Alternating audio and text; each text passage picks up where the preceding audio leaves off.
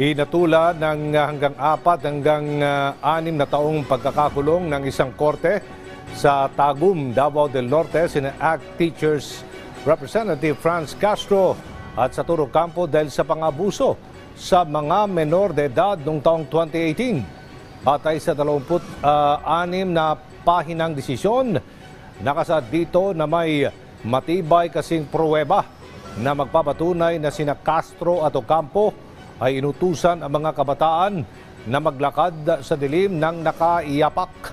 Bukod dyan ay ang lugar pa na pinaglakaran nito ay sa karaniwang pinangyayarihan ng engkwentro sa pagitan ng New People's Army o NPA at mga kasundaluhan. Kasama naman ni Castro at Ocampo na nahatula ng guilty ang 11 iba pa, habang sina Pastor Edgar Ugal, Ryan Magpayo Eler, Ordenisa, Reverend Jury Jaime at ay napawalang sala. Bukod sa pagkakakulong, pinagbabayad din ang mga akusado ng 20,000 pesos sa kabuuan para sa civil indemnity at moral damages. Samantala, agad namang naglabas ng payag ang kampo ni Castro hinggil sa desisyon at sinabing ito ay unacceptable at unjust. Sabi din ng kanilang kampo na handa nilang kwestiyonin ang naturang desisyon.